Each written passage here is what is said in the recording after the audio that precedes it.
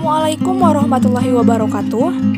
Perkenalkan, nama saya Wulan Suci Fitriani dari kelas 11 IPA 2. Dalam video yang saya buat kali ini, saya akan membahas tentang jaringan tumbuhan. Pernahkah kalian mengamati pertumbuhan tanaman yang ada di sekitar rumah kalian? Mulai dari tunas, tumbuh menjadi pohon kecil, tumbuh akar yang kuat, hingga pohon berbuah dan berbunga. Tahukah teman-teman, kenapa pohon bisa tumbuh semakin tinggi dan besar? Ya, hal tersebut terjadi karena sel pada tumbuhan aktif melakukan pembelahan diri. Sel-sel tersebut akan berkumpul dalam jumlah yang banyak dengan bentuk, fungsi, dan sifat yang sama, sehingga menjadi sebuah jaringan. Lalu, apa sajakah jenis jaringan yang membuat tumbuhan menjadi besar dan tinggi? Yuk kita mulai bahas. Struktur jaringan tumbuhan. Jaringan tumbuhan merupakan kumpulan sel yang mempunyai bentuk, struktur, dan fungsi yang sama pada tumbuhan. Berdasarkan tipe dan fungsinya, jaringan pada tumbuhan terbagi dua, yaitu jaringan meristem dan jaringan dewasa. Nah, mari kita bahas satu persatu. Jaringan meristem, atau juga disebut jaringan muda, adalah kumpulan sel yang tetap dalam fase pertumbuhan dan terus-menerus membelah. Sifat-sifat jaringan meristem terdiri atas sel-sel muda dalam fase pembelahan dan pertumbuhan, tidak ditemukan adanya ruang antar sel, bentuk sel bulat, lonjong, atau poligonal dengan dinding sel tipis, banyak sitoplasma, mengandung satu atau lebih dari satu inti sel, vakuola sangat kecil atau mungkin tidak ada. Jaringan meristem dapat ditemukan pada ujung batang dan ujung akar, sehingga disebut apikal meristem atau meristem ujung. Berdasarkan sifat-sifat dalam sel asalnya, jaringan meristem dibagi menjadi meristem primer dan meristem sekunder. A. Meristem primer adalah jaringan muda yang berasal dari sel-sel initial yang disebut promeristem. Aktivitas jaringan meristem primer menyebabkan batang tumbuhan bertambah tinggi dan akarnya bertambah panjang. B.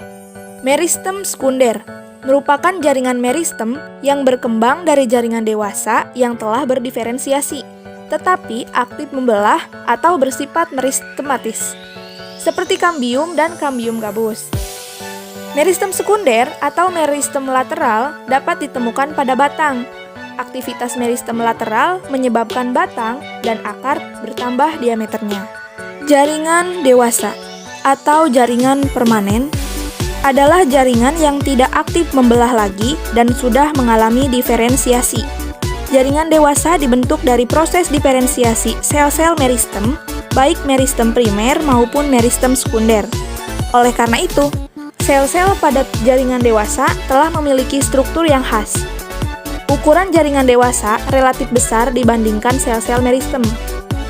Jaringan dewasa dapat dibagi menjadi beberapa macam, yaitu jaringan epidermis, merupakan jaringan yang letaknya paling luar.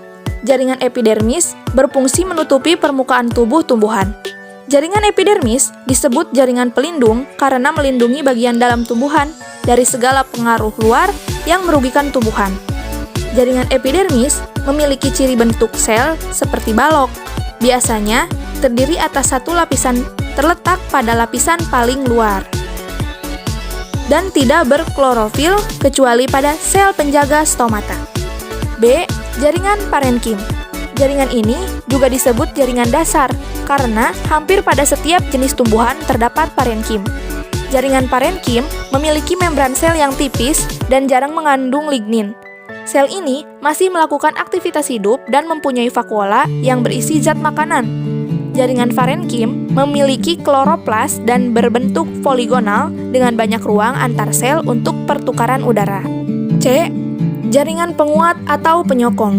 Disebut juga jaringan mekanik. Jaringan penguat berfungsi untuk memperkuat bagian-bagian tumbuhan tingkat tinggi. Umumnya, jaringan ini terdiri atas sel-sel berdinding tebal dan mengandung lignin, serta zat-zat lainnya yang memberi sifat keras pada dinding selnya. Berdasarkan bentuk dan sifatnya, jaringan penguat dibagi menjadi dua, yaitu kolenkim dan sklerenkim. Kolenkim, umumnya, jaringan kolenkim berbentuk segi enam. Dinding sel kolenkim mengalami penebalan oleh selulosa dan pektin. Penebalan yang terjadi tidak merata, biasanya terjadi pada bagian sudut-sudut sel saja. Adanya penebalan selulosa dan pektin pada jaringan kolenkim mengakibatkan meningkatnya kekuatan jaringan atau organ. Selain itu, adanya penebalan selulosa dan pektin juga membuat tumbuhan menjadi lentur, sehingga tidak mudah patah jika terkena embusan angin. Jaringan kolenkim tidak memiliki dinding sekunder dan bahan lignin karena terletak pada organ muda yang masih aktif melakukan pembelahan. Nah, sedangkan sklerenkim berbeda dengan jaringan kolenkim. Jaringan sklerenkim memiliki fungsi sebagai penyokong organ-organ tua. Ketika pertumbuhan pada organ sudah mulai berkurang, peran jaringan kolenkim secara perlahan diganti oleh jaringan sklerenkim yang lebih kuat. Jaringan sklerenkim merupakan jaringan yang mengalami penebalan di seluruh bagian dinding selnya.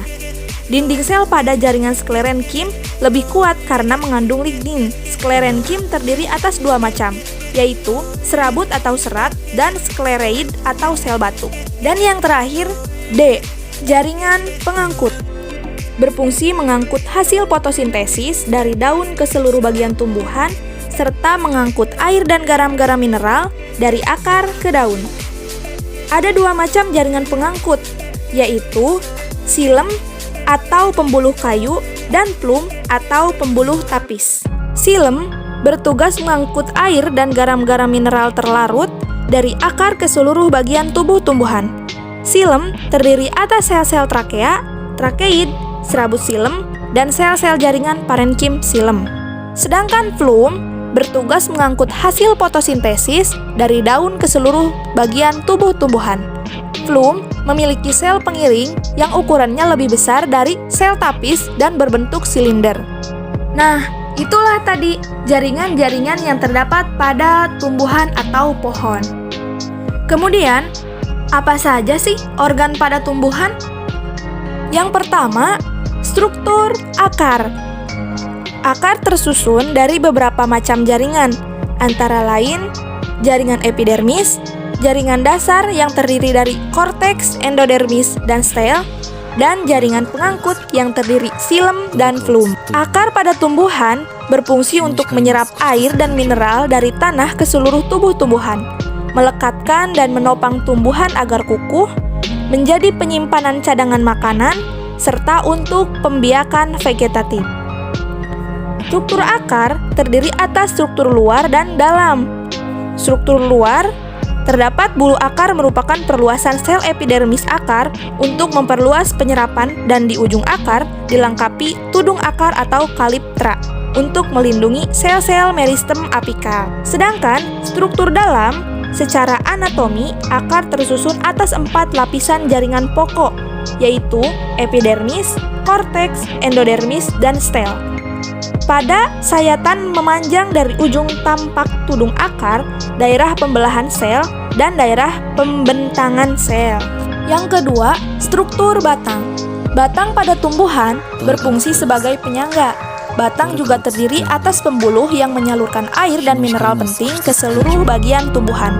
Batang pohon tumbuh tinggi untuk memperoleh sinar matahari. Batang tumbuhan lain seperti tumbuhan menjalar, melingkar, dan meliuk juga bertujuan untuk mencari jalan mendapatkan sinar matahari. Struktur batang tidak berbeda jauh dengan struktur akar. Perbedaan utamanya terletak pada batang tidak terdapat lapisan endodermis. Penyusun batang terdiri dari epidermis, korteks, dan stel. Dan yang ketiga, sekaligus yang terakhir adalah struktur daun. Daun merupakan bagian tubuh tumbuhan yang paling banyak mengandung klorofil, sehingga kegiatan fotosintesis berlangsung di daun.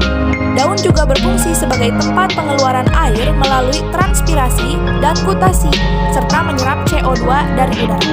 Morfologi daun yang lengkap terdiri atas bagian pokok berupa pelepah daun, rangkai daun atau petiolus, dan helaian daun atau lamina. Daun tersusun atas 3 tipe sistem jaringan, yaitu epidermis, jaringan dasar atau mesofil, dan jaringan pembuluh. Selesailah pembahasan kita mengenai jaringan tumbuhan. Semoga video yang saya buat kali ini dapat bermanfaat untuk kalian semua. Sampai jumpa di next video ya. Dah, terima kasih. Wassalamualaikum warahmatullahi wabarakatuh. Tidak lupa, video ini dibuat untuk menambah nilai biologi saya.